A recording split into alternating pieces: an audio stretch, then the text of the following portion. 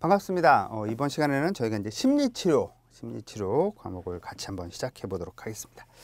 핵심 이론 34번째 핵심 이론입니다. 심리치료 1. 그래서 이제 심리치료라고 하는 것은 보통 이제 우리가 심리상담, 심리치료 이런 용어를 이렇게 사용을 할 때 심리상담은 주로 상담사들이 이렇게 사용하는 용어에 해당이 되고요. 심리치료 이렇게 얘기하면 정신과 의사 또는 임상심리사들이 주로 사용하는 용어다 이렇게 보시면 됩니다. 그래서 우리가 이제 임상심리사 시험이다 보니까 심리치료라고 이야기를 하고 사람의 어떤 보통 중증 정신질환 가벼운 어떤 대인관계 문제라든지 정서적인 문제 이런 거는 이제 심리 상담에서 주로 접근한다 이렇게 얘기를 했었고요. 심리치료는 중증 정신질환자들을 대상으로 해서 정신과 의사와 임상심리사들이 접근하는 그런 치료법이 되겠습니다. 심리치료 1 보시면 그 아래 이제 그 심리치료에 공통된 6가지 치료 목표가 있습니다. 이건 이제 여러분이 참고로 보시면 됩니다. 이게 시험 문제 이렇게 나올 가능성 별로 없고요. 심리치료는 여러 가지 심리치료 기법이 있죠. 정신역동치료라든지 게슈탈트 치료라든지 인간중심 치료라든지 인지행동 치료라든지 이제 이런 다양한 치료 기법들이 있는데 그 치료 기법들을 다 공통적으로 보면 어떤 치료 목표가 있겠냐라고 하는 거예요. 그래서 그래서 공통된 치료 목표 이런 게 있다라고 하는 거예요. 그래서 이건 학자들마다 좀 주장이 다르기는 해요. 참고로 여러분 이해하시면 됩니다. 첫 번째는 사기저하를 극복하고 희망을 얻을 수 있도록 당신도 치료될 수 있다라는 희망을 갖는다는 거. 이거 치료 효과가 매우 좋다라고 얄롬이라는 학자가 얘기했다고 말씀드렸죠. 그러니까 내가 개선될 수 있구나라는 희망. 내가 이렇게 나는 이러고 살아야 되나 봐라는 것보다는 내가 개선될 수 있다는 희망을 갖고 뭔가 적극적으로 시도해 보는 거. 이것 자체가 그 심리치료의 공통된 치료 목표에 해당이 될 수 있고요. 동그라미 2번에서는 자기 효능감을 높여주는 겁니다. 내가 할 수 있어 라고 하는 능력에 대한 거죠. 동그라미 3번 회피를 극복할 수 있도록 그 문제를 안 보고 내가 그 문제에 대한 패배의식 이런 것들을 극복할 수 있도록 도와주는 거. 동그라미 4번 잘못된 어떤 생각을 이렇게 알아차리고 바꿀 수 있도록 도와주는 거. 현실적인 삶을 수용하도록 도와주는 거. 바꿀 수 없는 것들에 대해서는 우리가 수용하도록 도와주는 게 지혜로운 거니까요. 그래서 이제 실존주의라든지 인간중심이라든지 우리가 이제 게슈탈트에서는 주로 이런 접근을 많이 하죠. 그 다음에 동그라미 6번 통찰을 획득할 수 있도록. 통찰, 새로운 시각에서 그 문제를 보고 새롭게 이해해서 새롭게 접근할 수 있도록 도와주는 그런 거죠. 그래서 한 6가지 정도의 치료 목표가 있다. 이렇게 여러분이 참고로 보시면 되고요. 그 다음에 이제 일반적인 그 심리치료의 일반적인 치료적 공통 요인입니다. 어떤 요인이 심리치료를 일으키는가라고 하는 거. 우리가 그 이제 집단 상담의 치료 요인이라고 얘기하는 거랑 유사한 접근인 거죠. 집단 상담에 어떤 요인이 치료를 일으키는가, 그게 이제 집단 상담의 치료적 요인이었다라고 한다면 여기서는 심리치료가 갖는 어떤 공통된 치료적 요인은 뭐냐? 심리치료라고 하는 것은 어떤 요인이 치료를 일으키는가라고 하는 거예요. 그래서 공통된 요인들을 보는 겁니다. 요건 여러분이 조금 기억하실 필요가 있어요. 왜 그러냐면 시험에 나왔다는 얘기죠. 동그라미 1번 보시면 치료 관계라고 하는 거. 치료 관계는 여러 차례 말씀드립니다. 상담자, 내담자 관계, 치료 관계, 신뢰 관계, 라포 관계 여러 가지로 표현합니다. 여기서는 상담자, 내담자의 치료적 관계라고 이제 설명하는 게 가장 좋은 그런 설명 방식이겠죠. 그래서 이제 심리치료의 전제 조건이자 중요한 치료적 요인에 해당이 됩니다. 실제로 연구된 연구 논문들을 보면 어떤 연구자들은 이 치료 관계가 치료가 발생하냐 발생하지 않냐를 대략 40에서 50% 정도 좌우한다라고 이야기를 할 정도로, 그럼 무슨 치료 기법을 쓰느냐에 상관없이 이 라포 관계를 잘 형성하는 게 치료에 그렇게 지대한 영향을 주는구나 라고 하는 걸 우리가 그 이제 연구자로서는 볼 수 있는 거죠. 물론 그런 연구도 있고 다른 연구도 있긴 합니다만 어쨌든 많이 보는 학자들은 40에서 50% 정도를 볼 정도로 매우 중요한 치료적 요인이다 이렇게 볼 수 있습니다. 그래서 동그라미 디귿에서 보시면 자신의 치료법의 효용성과 타당성에 대해서 치료자 자체가 확신을 갖고 있어야 돼요. 그래야 내담자가, 환자가 치료자를 신뢰할 수 있겠죠. 저 정도의 확신이 있는 분이면 당신 내가 충분히 치료할 수 있다. 내가 100% 보장합니다. 이렇게 하면 안 되지만 우리가 100% 보장할 수 있는 건 없죠. 근데 이제 선생님 같은 증상 이런 어려움 가지신 분들을 제가 참 이렇게 여러 차례 잘 도와줘 본 경험이 있어서 그렇게 걱정하지 않고 저만 잘 믿고 따라오시면 훨씬 개선될 수 있습니다. 이제 이런 어떤 신뢰감을 주는, 그럼 또 여러분이 이제 환자 입장에 들어도 좀 이렇게 내가 좀 좋아지겠구나라는 안심이 되잖아요. 이런 나의 능력에 대한 어떤 확신, 나의 능력에 대한 확신은 능력도 없는데 난 능력 있어 이런 거는 거짓 사기꾼인 거고, 그게 아니라 어떤 훈련을 통해서 또는 우리가 다양한 그 이제 경험을 통해서 이런 확신이 점점 깊어지게 된다라고 보시면 되겠습니다. 그래서 치료자가 이런 확신이 들 때 환자에게 영향을 주겠죠, 당연히. 그 다음에 동그라미 2번에서 보시면 이제 공통된 치료적 요인은 해석, 통찰, 이해 이런 영역입니다. 동그라미 기억에서 보시면 심리치료는 내담자 자신 및 그의 개인적인 어려움에 대한 이해를 증가시킵니다. 상담을 통해서 많은 영역이 또 이 영역이죠. 내가 지금 그 문제를 보는 건 나는 이렇게 제한된 시각에서 그 문제를 보게 되거든요. 그런데 상담을 통해서 이 제한된 시야가 이렇게 열리죠. 그러면 다른 시각에서 보면 이게 이렇게도 보일 수 있는 거구나. 나는 이렇게만 해석을 했는데 또 그렇지 않은 다른 의도에서 그런 행동을 할 수 있는 거구나. 또 가만히 들어보니까 또 다른 어떤 시각에서 그 문제를 볼 수도 있는 거구나. 한 사람이 어떤 한 가지 행동을 했을 때 그게 한 가지 의도에서만 그 행동을 하냐라는 거예요. 사실은 그렇지 않잖아요. 예를 들어서 우리가 만약에 이제 저희 자녀가 이렇게 있는데 저희 자녀를 내가 이제 이렇게 어떤 좀 관찰을 하다가 작심을 하고 뭐라고 이제 훈계를 했다라고 한다면 한 가지 의도에서 훈계를 했겠냐고. 예를 들어서 뭐 이제 어느 날 뭐 아무 연락도 없이 새벽 늦게가 아니지 새벽에 들어왔어. 그러면 그 새벽에 늦게 들어온 거 그거 하나만 갖고 얘기를 하겠냐고요. 그렇지가 않겠죠. 그 전에 뭔가 다른 정보들도 있고 그리고 제가 하나 갖고 얘기를 할 때 화가 나서 열받은 것만 갖고 열받아서만 얘기를 하냐고. 그게 아니라 걱정도 되고 화도 나고 그다음에 이제 최근에 어떤 다른 뭐 뉴스에 보니까 어떤 일도 발생해서 그게 이제 또 뭐 이제 얘가 좀 알았으면 좋겠고 이런 여러 가지 마음이 믹스돼서 이렇게 나오는 건데 한 가지 나를 싫어하니까 이렇게 얘기하는 거야 라고만 해석을 한다면 그것도 물론 있겠지만 그게 100%는 아니지 않냐고. 그 행동이 싫은 거 그건 맞을 수 있죠. 그 행동이 싫은 게 한 뭐 10% 20% 될 수 있고 존재를 싫어하는 건 아닐 수도 있는데 받는 입장에서는 내 존재를 싫어해 이렇게 100%로 받아버리면 오해가 발생하는 거죠. 근데 상담을 통해서는 그런 문제들에는 그런 상황에 대한 해석, 통찰, 이해를 통해서 그거는 뭐 몇 % 될 수 있지만 또 다른 이유가 있을 수 있구나. 이런 다양한 이유에서 그런 행동이 믹스돼서 나올 수 있구나라고 하는 걸 우리가 알 수 있다라고 하는 거죠. 이런 것들이 상담 효과입니다. 그래서 동그라미 기억해 보시면 심리치료는 내담자 자신 및 그의 개인적인 어려움에 대한 이해를 증가시키고요. 동그라미 니은에서 보면 해석 통찰은 자기 자신에 대한 이해 그리고 현재 자신이 처한 문제를 제대로 깨달을 수 있도록 도와주는 거죠. 동그라미 디귿에서 보시면 좀 아랫부분에 모든 종류의 치료에 공통적으로 중요한 것은 내담자가 그와 같은 설명, 해석 이런 것들을 받아들이는지의 여부죠. 아무리 상담자가 치료자가 해석을 해줘도 안 받아들이면 꽝이니까. 그렇죠? 이건 뭐 모든 게 그렇기는 해요. 그 다음에 동그라미 3번에서 보시면 정화 방출, 우리가 흔히 카타르시스라고 부르는 모든 심리치료에는 이런 카타르시스 효과가 있다라고 하는 거예요. 이게 가만히 보니까 우리가 얄럼이 말한 그 집단 상담의 치료적 요인과 좀 유사한 면이 좀 많죠. 실제로 그렇습니다. 동그라미 기억해 보시면 자신의 문제를 이야기하고요. 불편한 과거, 현재에 대해서 자세히 열거하고요. 그 다음에 그에 따른 감정들을 이렇게 표현하게 돼 있습니다. 표현하도록 많이 자리를 이렇게 마련해 주기도 하고요. 자극하기도 하고요. 동그라미 니은에서 보시면 고통스러운 문제와 그와 관련된 감정들을 털어놓는 것 자체가 매우 치료적입니다. 그래서 왜 우리도 가끔 뭐가 이렇게 막 응어리가 졌는데 그걸 누군가에게 털어놓고 막 어떤 감정을 이렇게 확 쏟아내면 그것 자체가 시원하다. 참 마음의 짐이 좀 덜어진다. 이런 느낌이 들 때가 있잖아요. 마찬가지입니다. 동그라미 디귿에서 보시면 감정 표현을 강조하는 정도가 다르지만 기본적으로 내담자와 그와 같은 표현을 격려하고 허용하는 분위기가 매우 중요하다. 이렇게 볼 수 있습니다. 그 다음에 동그라미 4번에서 치료자의 내담자 특정 행동에 대한 관찰 및 반응인 거죠. 한마디로 말하면 관심입니다. 유심히 관찰하고 거기에 대해서 반응해줘요. 치료자는. 다른 사람들은 왜 우리가 일상생활하면 내가 어떤 행동을 하거나 어떤 말을 할 때 사람들이 유심히 관찰해서 반응 잘 안 하거든요. 근데 이제 치료자는 치료자의 특성상 1대1로 앉아서 유심히 관찰하고 있으니까 관찰한 것에 대한 반응을 하게 되어 있습니다. 근데 이제 뭐 이렇게 연애해 보신 분들은 아시겠습니다만 연애할 때는 내가 어떤 말하거나 어떤 행동을 하는 것에서 유심히 관찰해서 반응하니까 나를 좋아하는구나 이런 관심을 우리가 확인하게 되는 거죠. 그와 유사한 관심의 확인을 상담 관계에서 할 수 있게 된다라고 하는 거죠.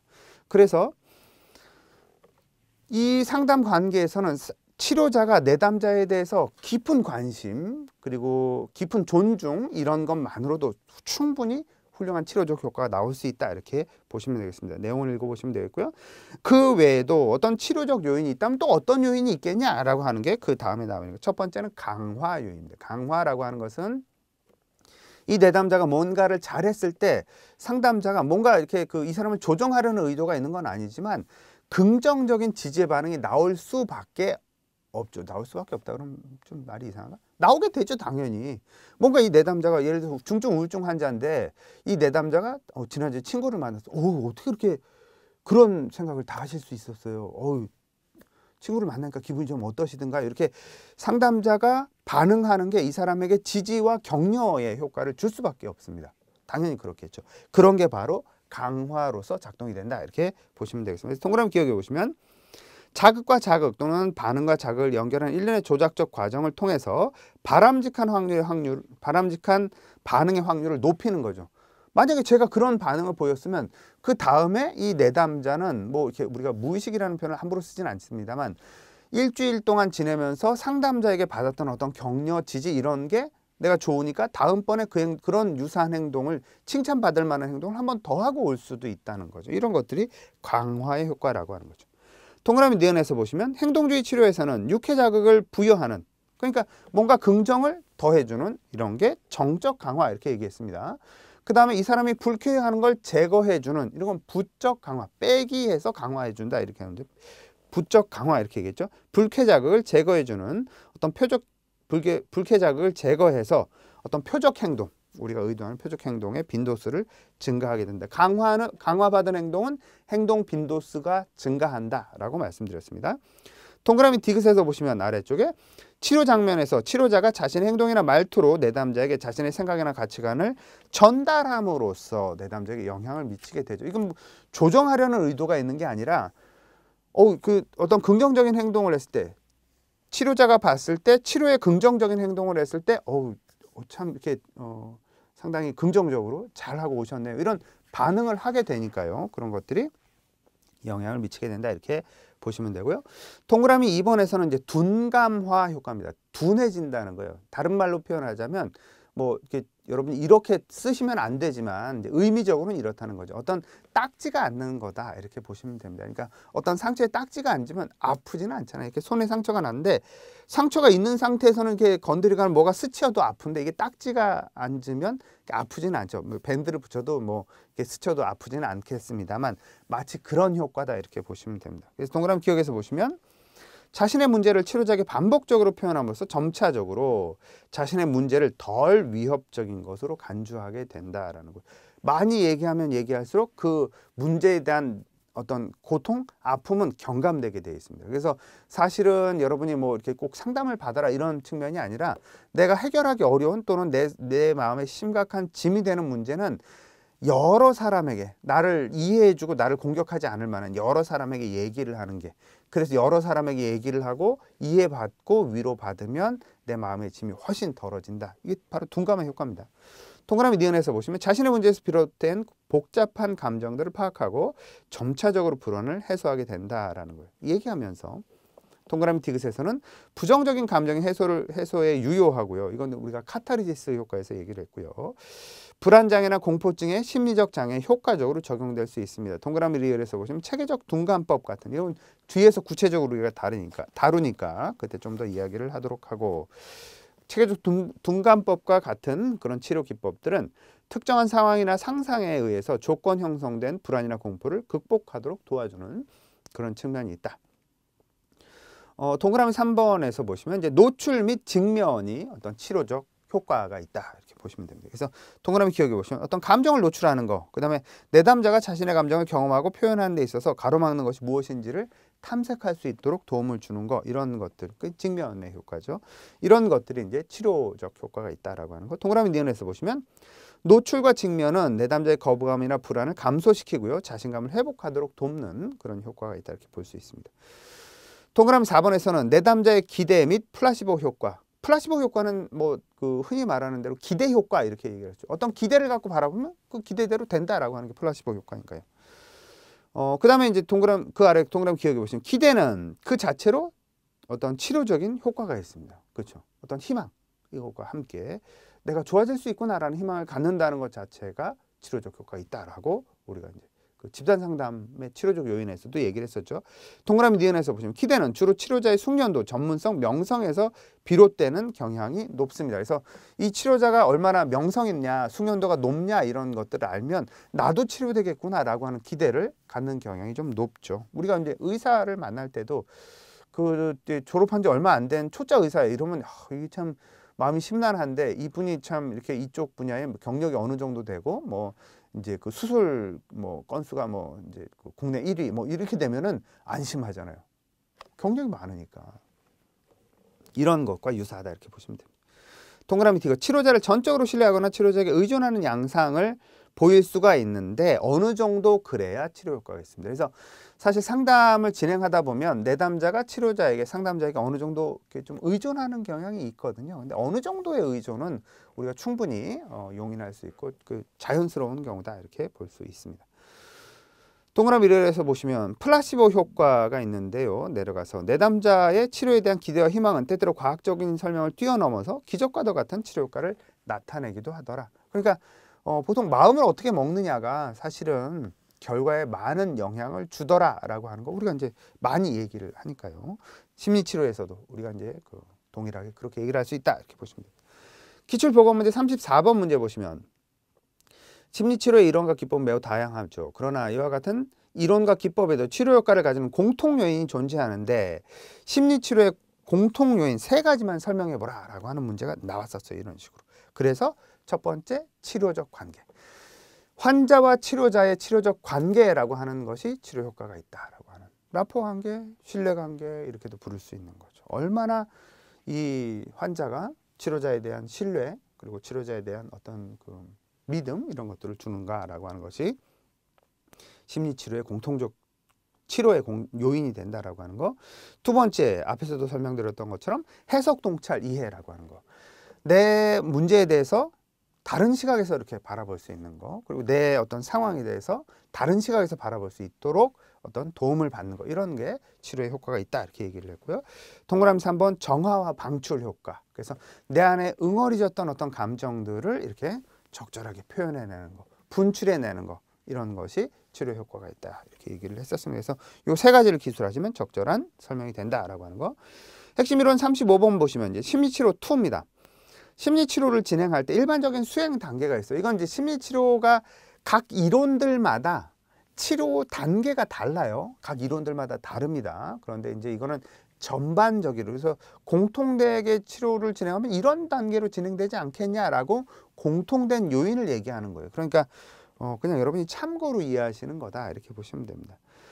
동그라미 1번에서 보시면 첫 번째 단계는 초기 자문 단계입니다. 초기 자문 단계에서는 동그라미 기억에서 얘기하는 것처럼 왜 도움을 받으러 왔는지 이런 게 이제 처음엔 중요한 거죠. 뭘 얻고자 하는지 이런 걸 확인하는 거예요. 그래서 동그라미 니은에서 환자의 욕구, 목표, 관심이 심리학자의 기술에 잘 부합하는지 이 사람이 기대했는데 내가 그걸 도움을 줄 수 있는 영역의 기대인 건지 내가 도움을 줄 수 없는 영역인지를 잘 구분하는 이런 게 필요한 거죠. 그리고 동그라미 디귿에서 보시면 기밀성의 한계라든지 치료비, 이용 가능한 약속 시간, 치료적 접근 방법 이런 것과 같은 전문적인 서비스의 어떤 윤곽을 이제 세워서 이렇게 이제 접근해야 된다라고 하는 거. 그러면 두 번째 단계 본격적으로 문제 및 상황을 평가해야 되는 거죠. 문제가 뭐가 문제냐? 그리고 어떤 상황이냐? 이 사람이 속해 있는 상황들 이런 걸 파악해야 된다는 겁니다. 동그라미 기억에서 보시면 치료 프로그램을 계획하기에 앞서서 진단 및 방향에 관한 합리적인 수준의 이해를 발달시켜야 되고요. 동그라미 니은 문제의 발생 및 지속, 문제 해소를 위한 적절한 전략을 이제 세워야 되는 거죠. 세 번째 단계는 치료 목표를 설정하는 단계다 이렇게 볼 수 있다는 거예요. 그래서 그 치료 목표는 대체적으로 환자와 치료자가 합의해서 세우는 게 가장 이상적인 치료 목표입니다. 그런데 어떤 경우에는 그렇게 합의해서 세운 목표가 있고요. 치료자가 따로 목표를 이렇게 갖는 경우도 간혹 있기도 합니다. 근데 이제 아주 권장되지는 않는다. 이렇게 보시면 됩니다. 네 번째 단계는 치료를 실시하는 단계예요. 이제 치료 계획을 세웠으니까 목표도 알았으니까 치료를 실시하는 거죠. 그래서 내가 쓰는 치료 기법을 이 사람에게 대입해서 치료를 한다 이렇게 보시면 돼요. 동그라미 기억에서 얘기하는 것처럼 치료는 치료 목표에 도달할 수 있다는 희망과 함께 제공되는 그런 게 가장 일반적이고요.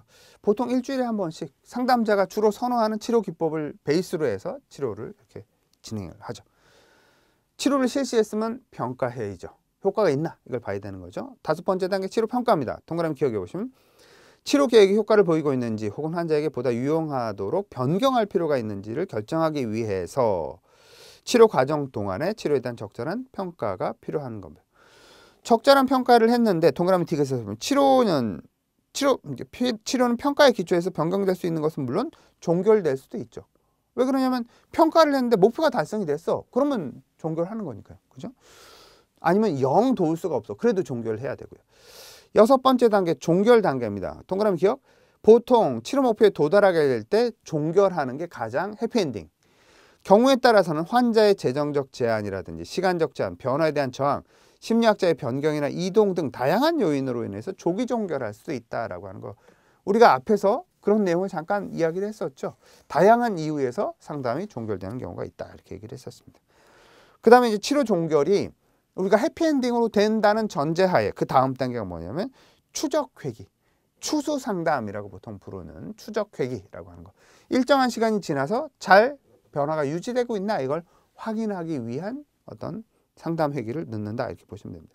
동그라미 기억해 보시면 성취된 변화들이 잘 유지되고 있는지를 확인하기 위해서 이제 우리가 잡는 그런 상담 이렇게 보시면 됩니다. 그 뒤에 보시면 심리치료 효과성 검증 조건은 보시면 효과성을 검증해야죠. 심리치료가 이게 효과가 있냐라고 하는 걸 우리가 이제 알아야 되는 거잖아요. 예를 들어서 이런 겁니다. 보통 이제 제가 그 이론 설명하고 막 이럴 때도 가끔 그런 말씀 드렸는데, 이제 왜 우리가 불안장애라든지 아니면 뭐 우울증, 이제 이런 사람들은 인지행동 치료가 최적화되어 있다 이런 표현을 쓰잖아요.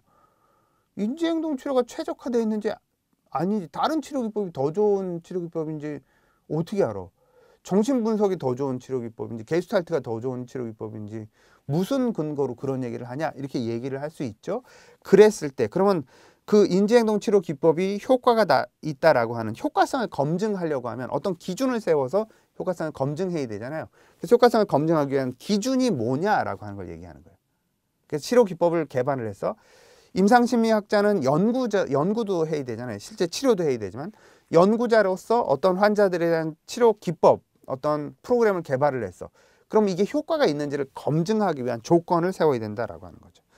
동그라미 1번에서 얘기하는 건 뭐냐면 처치의 표준화라고 하는 거예요. 처치의 표준화는 한마디로 얘기하면 그 처치를 만약에 이제 우리가 햄버거 집을 간다. 그러면 뭐 이제 그 맥XX 햄버거 집이다. 이렇게 얘기를 한다면 어디를 가도 그 햄버거는 같은 맛이 나와야 되잖아요. 왜? 표준화되어 있기 때문에.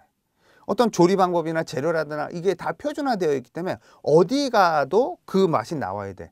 어떤 그 조리하는 알바에 따라서 이 맛이 더 좋고 저 알바가 하면 맛이 없고 이러면은 사실은 이건 표준화된 게 아닌 거죠. 그렇죠? 그런 것처럼 예를 들어서 어떤 치료 기법, 인지행동 치료다. 그러면 그 인지행동 치료를 사용하는 치료자들은 누구한테 받더라도 어느 정도 범위 내에서 표준화된 결과가 나와야 되겠죠. 그래야 인지행동 치료 효과적이다 이렇게 얘기를 할 수 있는 거잖아요.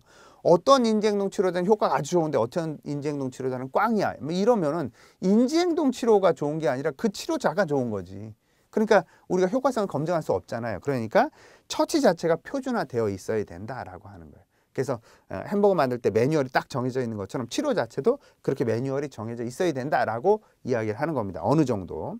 동그라미 니은에서 보시면 처치 절차의 매뉴얼화, 연구자들의 해당 처치 기법에 대한 훈련, 처치를 수행하는 절차상의 통일성 이런 것들이 어느 정도 틀을 갖추고 있어야 그 기법 자체가 치료에 효과적이겠구나 라고 우리가 얘기할 수 있다 라고 얘기하는 거죠. 그래서 처치의 표준화가 필요하다는 거고요. 동그라미 2번에서는 실험 설계법을 적용해야 된다라는 거죠. 그냥 느낌이 좋으네 이렇게 얘기를 할 수 있는 게 아니다 라고 얘기를 하는 겁니다. 그래서 동그라미 기억에서 보시면 집단 간 실험이라고 하는 것은 A집단, B집단을 예를 들어서 A 집단은 중증 우울증 환자인데 동일한 중증 우울증을 갖고 있는 사람들을 대상으로 해서 A 집단은 정신분석을 하고 B 집단은 인지행동을 했어. 그래서 일정한 시간이 지나서 개선 효과를 딱 봤을 때 이건 집단 간 비교를 하는 거죠. 그래서 이 정신분석은 몇 퍼센트 개선이 되는데 인지행동은 그보다 훨씬 높은 몇 퍼센트가 개선이 됐기 때문에 이 치료기법 자체가 효과적이다 이렇게 얘기할 수 있는 거니까요. 그래서 그런 방식의 어떤 실험 설계법을 적용해야 되는 것 또는 피험자 내의 설계라고 하는 거예요. 피험자 내의 설계는 뭐냐면 시작할 때의 어떤 우울증 정도랑 마무리한 이후의 우울증 정도가 개선이 많이 됐어. 그러면 효과가 있다 이렇게 얘기할 수 있는 거잖아요. 그래서 실험 설계를 정확하게 해야 된다라고 이야기를 하는 겁니다. 그 다음에 동그라미 3번에서는 효과의 정의 및 측정의 객관성입니다.